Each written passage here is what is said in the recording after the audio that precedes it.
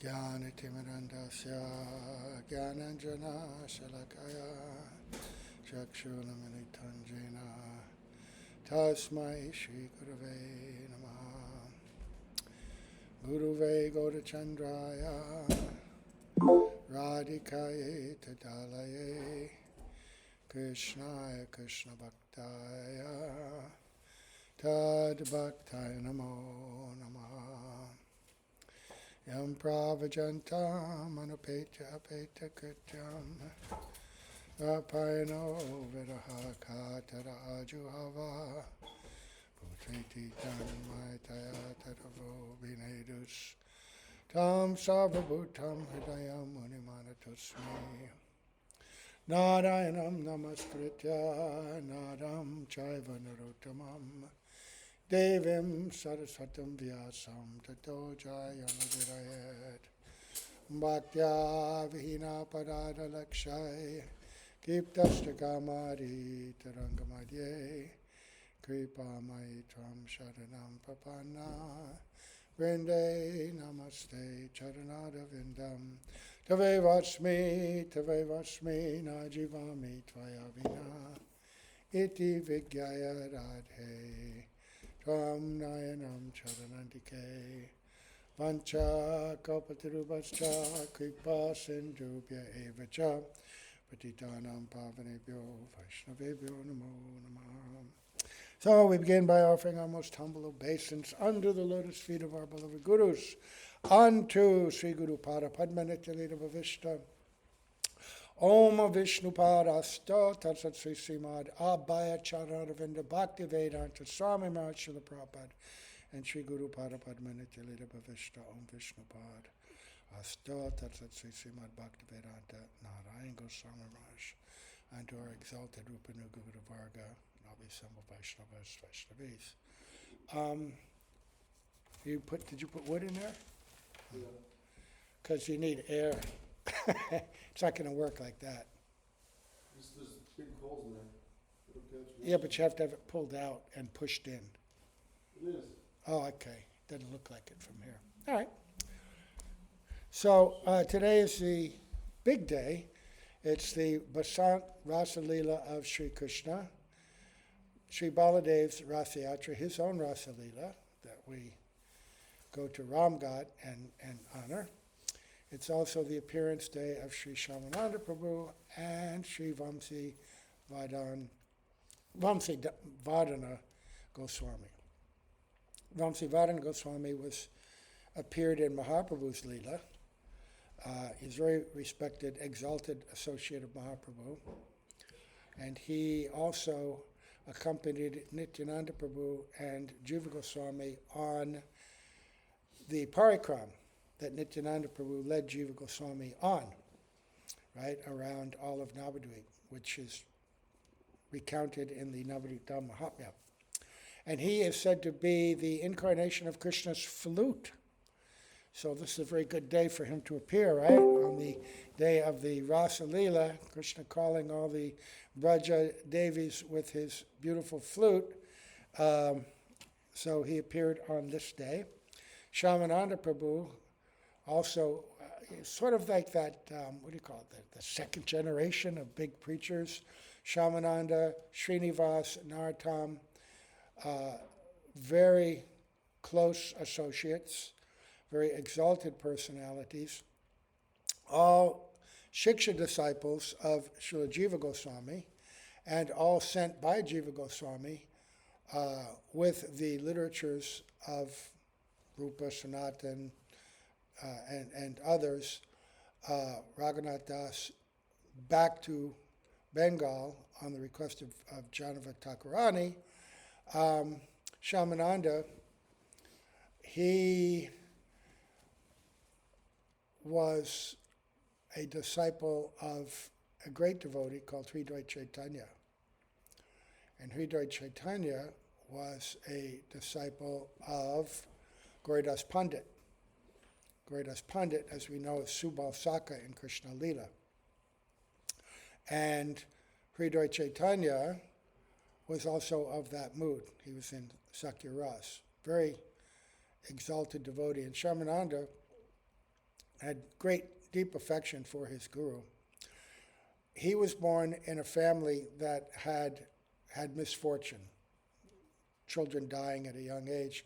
So when he was born, his parents named him Dukhi, which means unhappy, right? And they do that sort of like a reverse curse, that if he's given a name like that, he's considered misfortunate and not worthy of the attacks of the bad spirits or whoever may be attacking him. But he came into connection with Hridaya Chaitanya and developed deep, deep faith and became his disciple, and they were very, very close.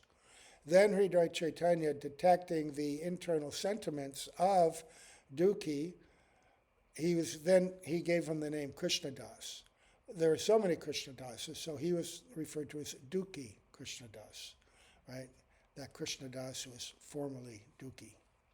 So he sent him to Vrindavan to take further and deeper instruction in bhajan from Jiva Gosvāmī, because Dukhi Krishnadas was of the nature of a manjari.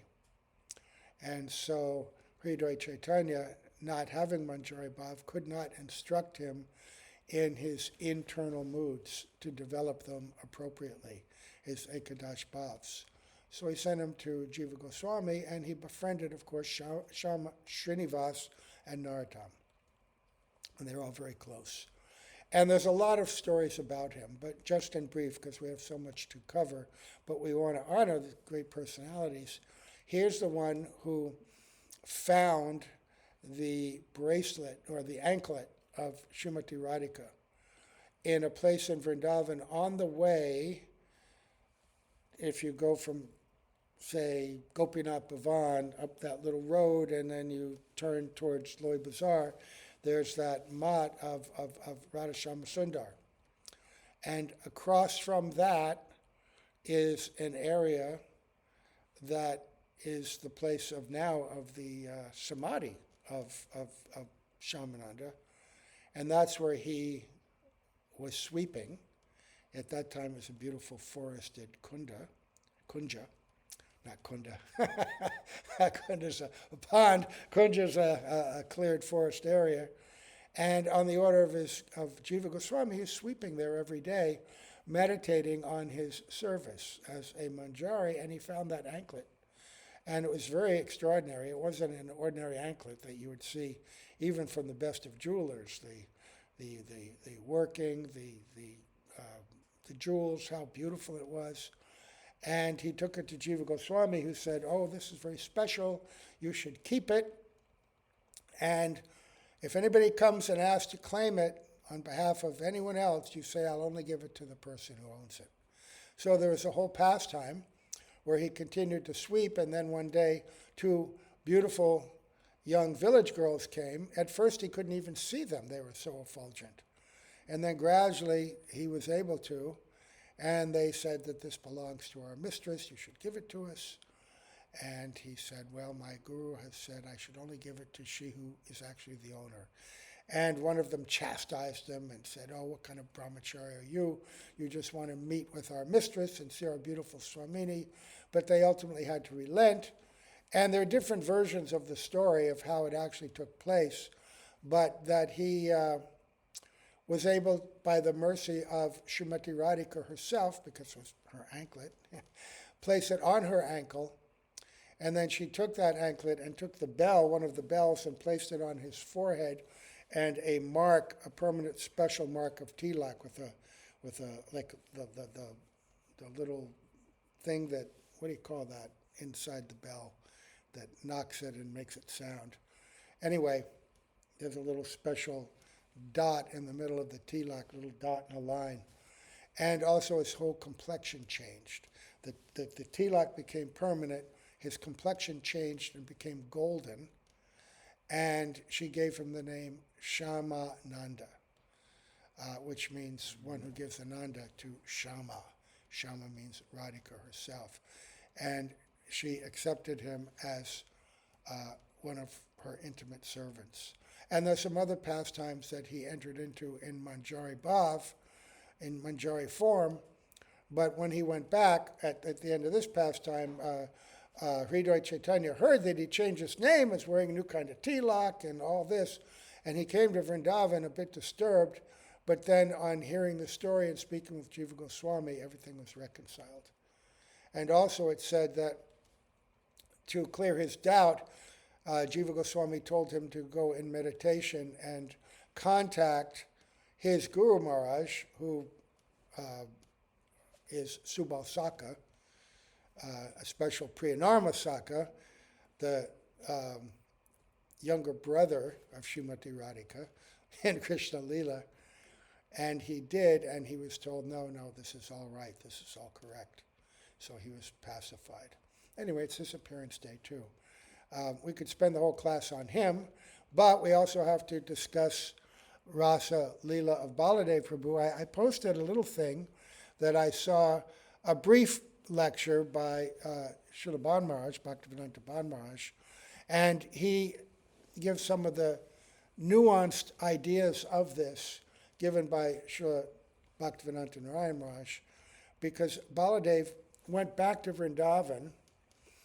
Generally it's understood after Uddhava went first, while Krishna was still in Mathura, but later, when they were in Dwarka, Baladev went back on Krishna's request to pacify everyone, and he did. He stayed for some months, but during that time, he also engaged in Rasa Lila at nights. And there's some questions and doubts about this, because generally in Bhagavatam, we mostly hear about Krishna Lila, and we hear about all the ladies in Vrindavan, all have deep attachment for Krishna, but some gopis in Vrindavan were attracted to Baladev. There are some pastimes that, like one holy pastime, when Krishna was indicating to Baladev, oh, these girls are actually your gopis. They have special attraction to you. And that's not at all hard to understand. Baladev is magnificent. He's also a great, great hero. He's even Krishna's older brother. And he looks exactly like Krishna, except he's whitish, beautiful, whitish, golden complexion. And they had an attraction to him. And also, there was a gap between when Krishna left and when Baladev came back, and there had been many, many young girls who had not been old enough to engage with Krishna in his Rasa Lila, who were actually meant to be attracted to Baladev. So Baladev, when he came back, of course, he pacified everyone, and he pacified all the gopis, including Krishna's own beloveds. But there's a point to be made here, that sometimes people say, well, how could that be? Because Baladev, during Krishna Lila, would not even look at the other gopis. He would not even look at them. He would never be in the presence of Krishna during that time, right? It would be like rasa bas, it would be inappropriate. So how is it that he was able to associate with them at this time?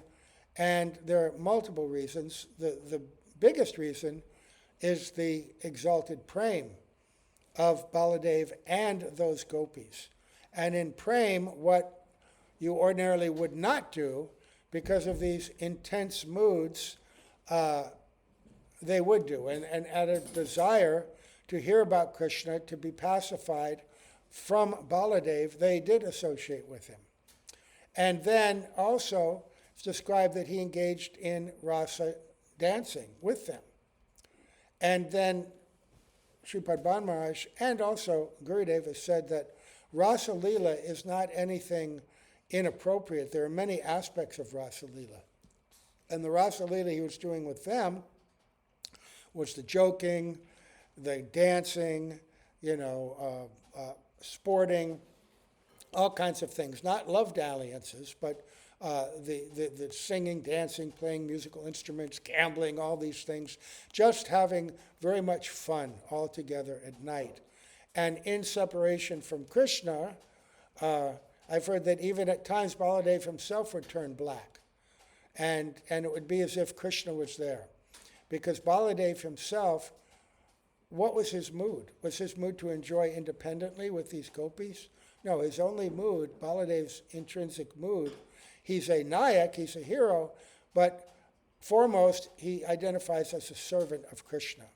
So his role there was to serve Krishna by pacifying the gopis. So there was no separate interest there. So in that prem, there was no impropriety. And then also I heard, and this I heard from during Gurudev's time, when Aranya Maharaj was Aranya Maharaj, and he said that that at the end of the evening, Baladeva would go with his own beloveds into kunjas, and he called Krishna, and Krishna came and met with his beloveds separately in kunjas. Actually, Krishna never leaves Vrindavan. Vrindavana parityaja na padam ekam gacchati. He never takes even a step out of Vrindavan. So by the desire of Baladeva, Krishna himself manifested to pacify their separation and was with them. So his Rasa Yatra went on for about 2 months. He was there. And we go to this place in Vrindavan called Ramghat, and there's a big tree there, and beautiful place where the Jamuna is. Even today it's sandy banks. So that's this pastime, and it was all there for service. Baladeva went there to pacify and give joy to the hearts of the gopis, Krishna's gopis and his own gopis, yes, also. And today is also Krishna's Vasant Rasa Lila, the springtime Rasa Lila. And for that, I found this wonderful, wonderful lecture given by Srila Gurudev, and it's put in the book called The Nectar of Govinda Lila. You can find this in our Pure Bhakti website. And I'm not sure if the actual lecture, it says you can hear it. I've tried to hear these. Some SoundCloud thing, I can't download it. Anyway, but if you go to Pure Bhakti, I think I can put the link here. Let's see if I can put the link on our site. Let's see, put it on the Discord. Yeah, there you go. Okay. So this is an amazing lecture. And he's beginning here, he's recounting Jayadev Goswami's description of this. He says, now, and this is quite long, I don't know if we can finish it or not. Now Jayadev will begin describing the Basanti Ras. Quote, my heart is palpitating, for I desire to write such a thing which in this life I have not written before, and which is not mentioned anywhere, that Krishna will fall at the feet of Radhika. We know it well, but Krishna is the supreme controller, the cause of all causes, and the original Bhagavat avatar, that he falls at the feet of his own potency, who is the form of his dasi. I do not know if this is proper, but my heart is saying that without Krishna putting his head at her feet, she will not be appeased. I don't know if I am able to write it. Jayadev Goswami appeared many hundreds of years before Mahaprabhu. And this idea of Krishna's unique relationship with Srimati Radhika had not been directly revealed to anyone. It's there yet because Mahaprabhu had not revealed this through Rupa and Sanatan and others. It's there in the Bhagavatam, the Parayaham Narivadya Samyujam, and other verses, but it's concealed by Shukadev Goswami. And it's only by the commentary of our acharyas, especially personalities like Vishwanath Chakravarti Thakur, who have unveiled this, that we can really understand it.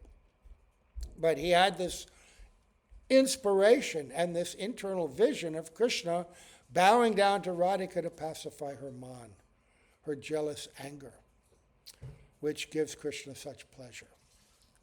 Jayadev goes on to describe that on the plains of Giriraj Govardhan, at Chandra Sarovara, Chandra remained throughout the whole of one of Brahma's nights. What is the duration of Brahma's night? Millions of yugas. Right? In order to witness the Rasa Lila, he stayed there. So it is called Chandra Sarovara. Very beautiful place. It's at Govardhan, right? We go there. And there's a very large pond, very large kund. It's surrounded by walkway, concrete walkway, steps down. There's a place of Suryadas. He had a bhajan kutir there. A very beautiful, beautiful place. And that's where that springtime rasa took place. It's called Chandra Sarovara, the lake of Chandra, because Chandra, the moon, was so absorbed witnessing that Rasa Lila, he didn't move. And somehow or other, that Rasa Lila kept going for an entire night of Brahma. Right? So, in the spring season, all of the fruits and flowers in Vrindavan come out. The she-crow starts her cuckoo sound. The peacock starts his keka sound. And it is as if the pigeons are playing the conch shell, making their cuckoo sound. You know, pigeons have got this kind of warbly sound. Anyway, I can't do it. They are all making their own sounds. And collectively, it sounds as if they are playing a shanai. In this way, all of the birds and animals become happy. And there is no one who is not dancing. Springtime. We're waiting for springtime here. It's teasing us, right? Once in a while you get a little taste of it. So, everyone's dancing. Forming groups, Krishna and the gopis start dancing. All young unmarried girls are present there, and they had been waiting for 1 year. For dancing with Krishna, for meeting Krishna, for a whole year, a fire of separation had been burning inside them, not for themselves, not for lust, but for mitigating this separation. For really becoming immersed in Krishna's ras, one must enter into the poetry composed by Jayadev Gosvāmī. Therefore, Chaitanya Mahaprabhu, his heart full of ras, at night would tell Srup Damodar, please recite Gita Govinda for me. Hearing it, immediately his pleasure would increase. Srup Damodar would read precisely what Chaitanya Mahaprabhu desired to hear. Sometimes it was the poetry of Jayadev, sometimes Chandidas, sometimes Vidyapati, and sometimes he would read verses from the 5 chapters describing rasa in the Srimad Bhagavatam, right? Ras Panchadaya. Beautiful, beautiful chapters. There's a book on that now, translated with commentary of Vishwanath Chakravarti Thakur.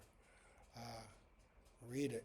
Oh my God. So, we did that for some time, our class here. We read that for many months. So the gopis were clapping their hands as if they were kartals. And they played drums, the veena, and the sitar. It was divinely beautiful as the gopis played one raga after another. So that's part of Rasa Lila, this playing of beautiful instruments. And of course singing along, clapping hands. Even we can understand the joy of that, because sometimes we have beautiful kirtan, beautiful singing, and it produces an inner happiness, because in that it's all glorification of Radha and Krishna and their pastimes.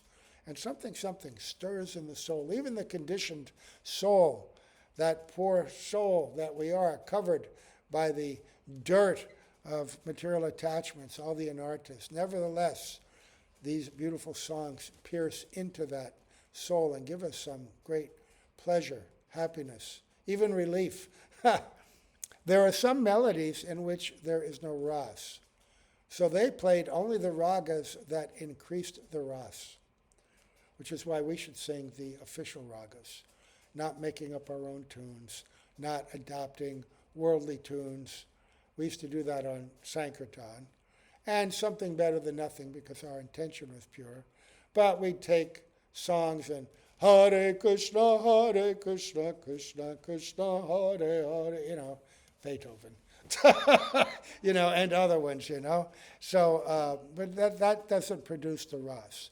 These were very special tunes.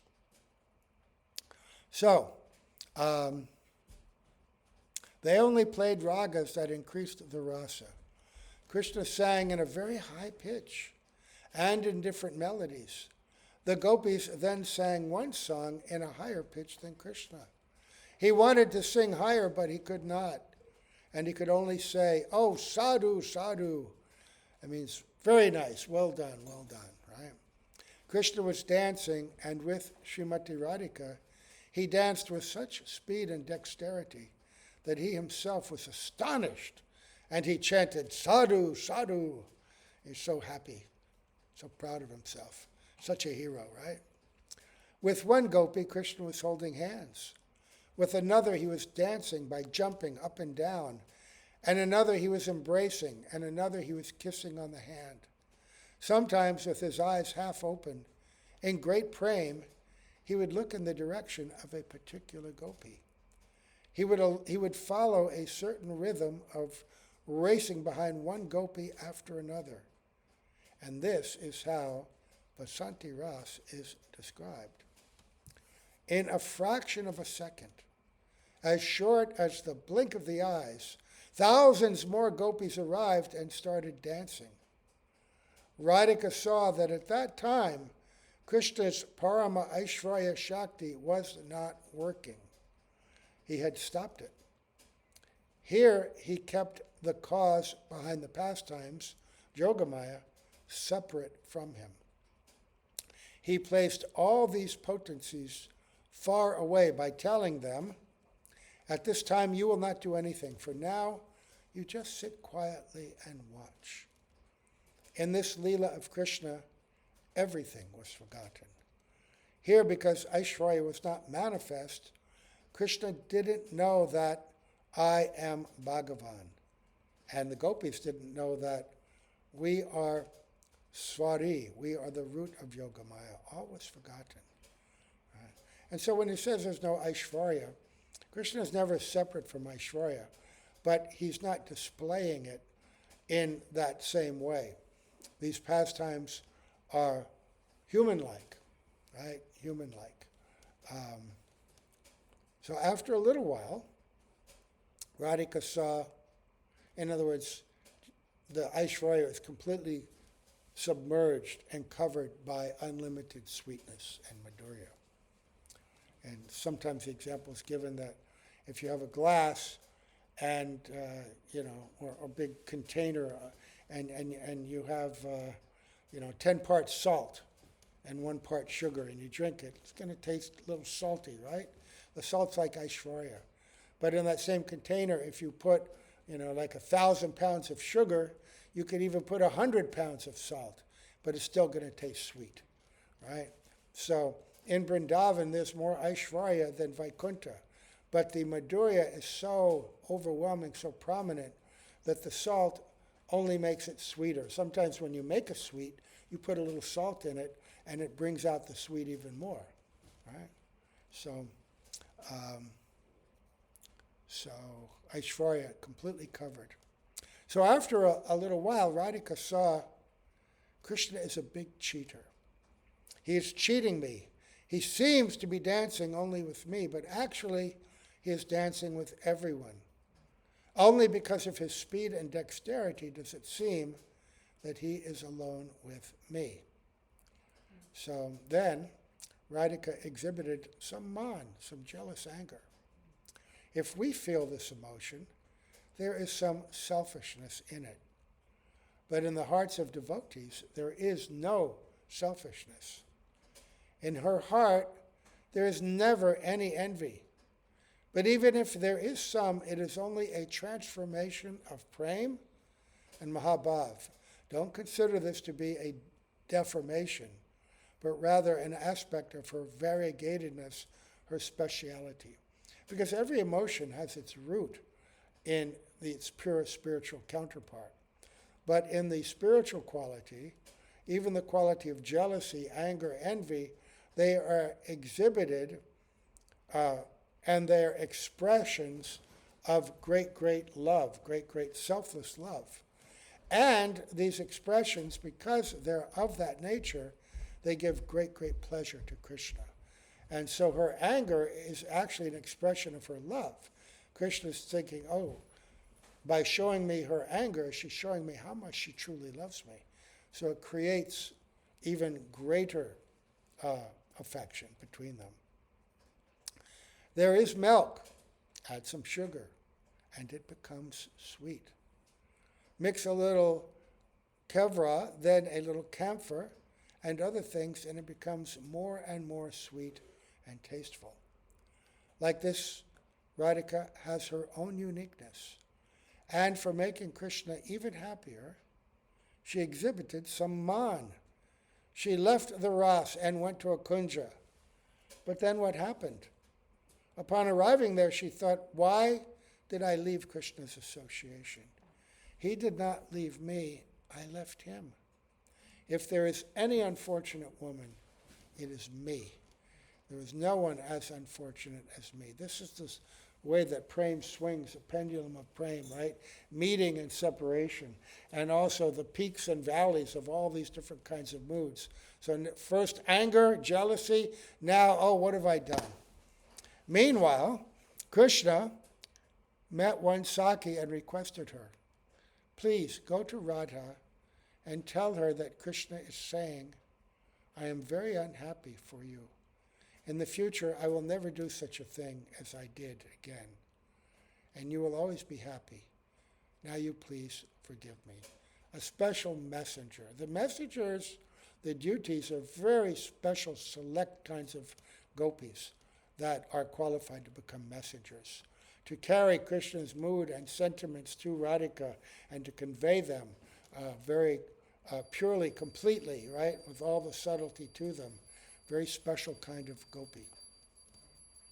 So the Saki Saki went to Radhika and seeing her condition said, why are you behaving like this? And this messenger is obviously one who is a little favorable to Krishna. There's different moods of the Sakis. Some are completely swapaks with Radhika. They may be some bhog, Ichamai like Lalita and Vishaka, but they have more inclined towards Radhika in their service. So they will take Radhika's side in any kind of conflict between her and Krishna. But there are others who have the like Dhanishta, who will be like messengers who are a little more favorable to Krishna.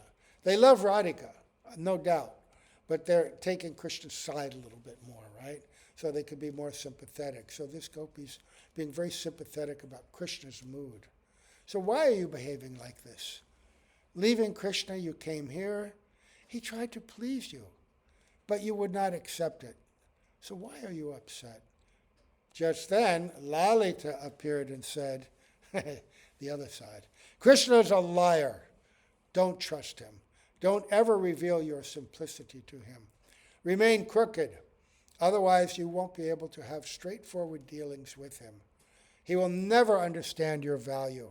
So always remain crooked. Lalita's manifestation of Radhika's pragalpa side. Radhika herself is madhyam. She is the container of all and the source of all the moods.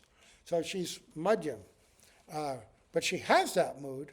But Lalita is the manifestation of that mood to the extreme. So Lalita comes when that mood is required. She excites that and reinforces that in Radhika, right? So even if Radhika's becoming a little soft and inclined, right, then Lalita says, no, not now. And why is she doing it? Does she dislike Krishna? No, because she knows that the more difficult they make it for Krishna, the greater his endeavor and ultimately the greater his pleasure when he finally conquers her mind, right? When he has to come up with some great plan. And then he becomes the best of heroes, and everybody becomes very pleased with him, and he becomes very pleased with himself and very pleased with Radhika. So, the Saki tried in many ways to pacify Radhika, but she would not be appeased. When the Saki returned to Krishna and told him this, he said, "Somehow I must appease her." Then Krishna thought he would play a joke to appease her. Pretending to be very unhappy, his face became withered, and saying, "Now I am going," he left there and hid in a nearby kunja. Then some Sakis followed behind him, whispering, "Where is he going? Let us see." He entered a kunja and lay down amongst some large rocks. Seeing him lie down, the Sakis returned to Srimati Radhika, Lalita, Vishaka, and the others and told him, these are all Radhika's intimate group, right? He has gone to a nearby kunja. Being very unhappy and in pain from your separation, he was not able to go any further, and he has fallen asleep. They said, "Where?" The Sakis then led Radhika and the others to the kunja. They peered into the entrance of the kunja and saw that his face was covered. They could not tell if he was crying or sleeping or what he was doing. Then moving closer, they saw that he was sleeping. His eyes were closed and his face was a little covered. The gopis exchanged hand signals because at that time their supreme enemy, the flute, Vaṁśivadana, Gosvāmī, his appearance day today, was hanging loosely in his hand. So he's lying there, flute, very vulnerable, right? They thought that they should take it. They did not consider for a moment that they might be entering a trap, but just that they should take it. Then Radhika said, "Yes, we should take it, but who will do it? Who will tie the bell around the cat's neck? Who will take the responsibility of snatching the flute from his hand?" Friends, this is not a simple thing. His hand is like a snake. If someone approaches and tries to take the flute, the snake will bite him and give its poison, and it will never leave him. Therefore, who will dare to try it? Because that would be very embarrassing. The gopis have such love. They want to be touched by Krishna, but at the same time, they're so shy, and they don't want to show their love directly in front of even their most dear Sakis. So they're very shy, and they don't want to be outsmarted by Krishna either. Almost like children's games, hiding, tag, these kind of things where these emotions of fear and uncertainty well up, and they give great pleasure, right? But they're very powerful, so they're thinking, let's snatch the flute, but what if he wakes up and catches us? Oh, then what? Oh, they'll be so embarrassed, and then Krishna will be victorious, and, all these things. So, all of them thought together and concluded that it would not be possible for anyone except Srimati Radhika. So she said, "If you all insist, then certainly I will try." Very, very slowly, just as a cat does, she crept closer. Walking very slowly and stealthily, smiling slightly and watching him like a hawk, as any movement, any sign that he's trying to trick us, she went closer. But what was Krishna doing? He had heard everything that they had discussed among themselves, and feeling that he should enjoy himself a little, he thought, if Radha is to be appeased, there must be some direct conversation between us. But there has not been such an opportunity. Therefore, I will let the flute be taken. And then I will see how I can talk to Radha. I will ask each of them, "Where did you put my flute?" And in the course of asking all of them, I will necessarily come to Radha, and then I will get the chance. It will be a moment of great happiness. Understanding everything, Krishna allowed his hand to become slack. Thinking him to be asleep, Slowly, Radhika crept near to him and saw that he was apparently deeply asleep. When someone is sleeping lightly, they can be easily awakened. But when someone is in deep sleep, you cannot easily awaken them. Krishna appeared to be sleeping like that. Quickly, she snatched the flute from his hand, and at once the gopis ran from the kunja. And they must have been laughing as they were running with their long hair swinging to and fro. Krishna opened his eyes saying, "Hey, Hari, Hari, hey, where's my flute gone?" And now they're hearing that. "Oh, he's woken up, run, run, run," right? He ran outside the kunja and said to the gopis, "You have stolen my flute." Now there they are, right? And now, he's going to catch us. He's going to find his flute.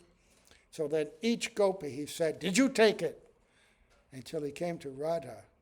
And she replied, she's not going to back down. "What would I do with this useless piece of bamboo? Yes, I took it. And I will burn it also. It is only one piece of bamboo. In our garden, we have thousands of sticks of bamboo. So what is the big deal about only one piece of bamboo? You can come and cut thousands and take them." In this way, they were mutually joking. But they did not realize that Krishna was knowingly joking with them. He'd set this up, right? They had thwarted him, and now he's overcoming them. He's so clever. This is the constant contest of love. In the pastimes, they're always showing cleverness to each other, and this man is a very great instrument of that. It gives them a great opportunity to provoke each other into greater and greater displays of clever love, right? Still, Radhika was not appeased, although internally she desired to meet Krishna. She had already seen that sending a messenger, he had already seen that sending a messenger would not do it. So, what did he do next? She's still not letting him be victorious yet, so he's got to be more clever. She's pushing him to be more clever. He himself expanded into Shamali Saki. Assuming a beautiful form, she approached the gopis with a basket of flowers in her hand, and in a sweet voice called out, "By rendering service to someone, I will mitigate all their distress and fatigue, and they will become very happy." What's going on here is Srila Narayan Maharaj is speaking, and a flood of different pastimes is coming into his heart. These are told in different orders sometimes, in different times, in different places. But Krishna's Lila is also infinitely variable from yuga to yuga. So he's just reciting, because there's other pastimes also about how they reunited at Chandra Sarovar. There's a pastime at Paitagram, where Krishna had been hiding from them and they were looking for him. So now, obviously, Krishna's gone, and and now he's appearing as this beautiful flower girl, right?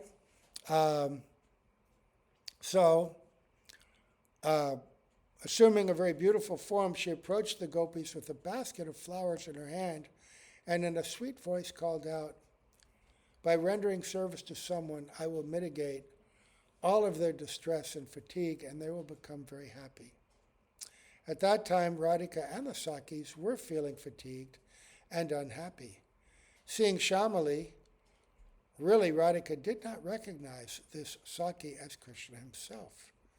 And Lalita, Vishaka, and the others also did not recognize him.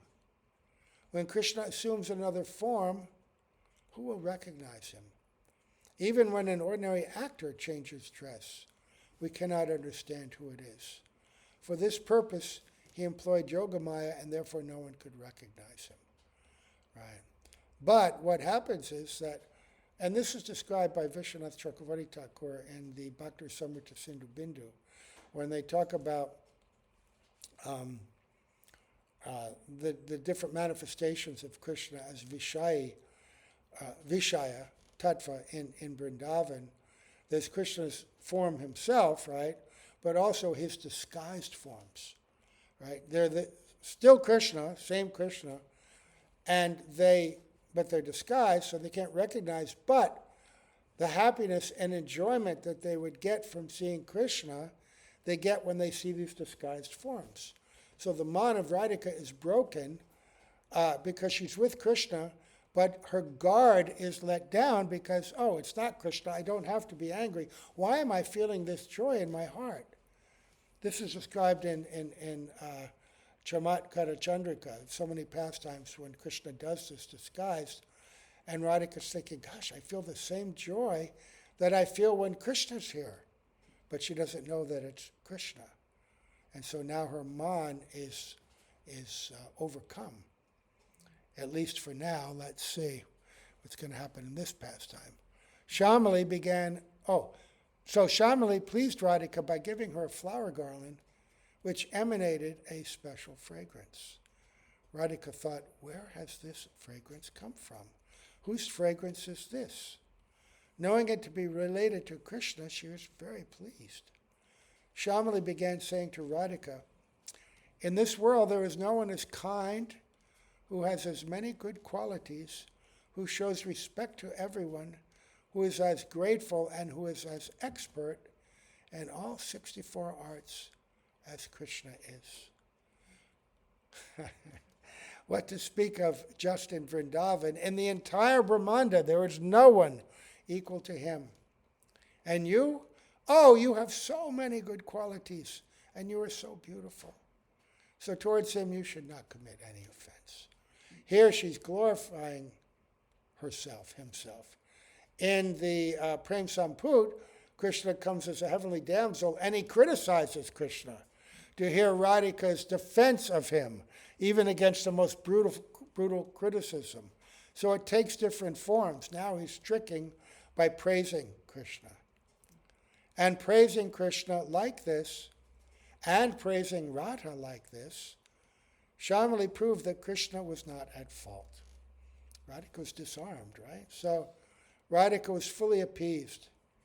And in the end, for her ultimate happiness, the final weapon was in his hand. Having returned to his original form, he said to Radhika, in me there is a fire of separation, and only the touch of your feet can cool it. Therefore be merciful and decorate my head with your feet, because by doing so you will also become happy. Being pleased, Radhika said, now agree to one thing. The flower bracelets on my feet are broken. Please rearrange them. And my hair has become loose. Please tie it. Seeing that he had followed her every order, she thought, he has obeyed all my orders very nicely. He will never go to another gopi. Come, let there be Ras. At that time, the Rasa Lila was performed at Chandra Sarovara. And this is how Vasanti Rasa is described in the Gita Govinda. So these visions, I've not read the Gita Govinda. It's a very special book, and it went through some different translations. There's a translation now that's very accessible, but I haven't been able to get my hands on it. So really was saying all of this is in there. So I think I want to get my hands on that.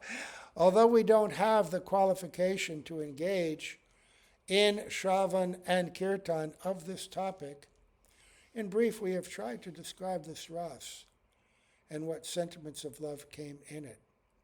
Tasting this, just see how this condition of Mahaprabhu became. It was a wonderful thing. Sup Damodar and Roy Ramananda would describe it to him. I am only an ordinary person, full of anarthas. Gurudev is saying this. Imagine. But in that place where Sup Damodar and Ramananda Roy are describing this, Krishna himself, full of Radha Bhav, will be there as a listener in the form of Sri Chaitanya Mahaprabhu.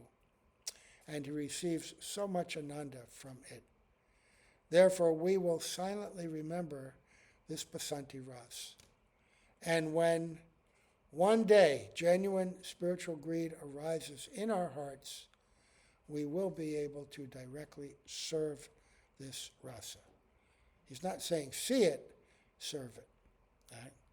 We only get to see it when that complete, pure mood of selfless love and service to Krishna, to Guru, and to the Vaishnavas, right?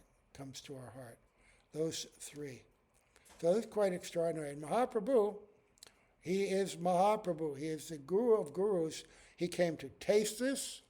He came to give this, right? And he's given it through the experiences of his devotees, through Damodar, Roy Ramananda. He himself and those two imparted more to Rupa, Sanatan, Raghunath Das. They passed it on down. Śyāmānanda Prabhu, whose appearance day is today, right? Srinivas, Narottam, Vishwanath Chakravarti Thakur, Krishnadas Kaviraj, of course, Kavi Kanapur, all these extraordinary personalities. In the modern era, Bhaktivinoda Thakur, right? Srila Bhakti Siddhanta Saraswati Prabhupada, our Srila Prabhupada, Bhaktivedanta Keshav Maharaj, and their disciples are Srila Bhaktivedanta Narayan Gosvāmī Maharaj, so many. And we have the opportunity to take advantage of this, go deeply, hear these pastimes, meditate, want to serve them.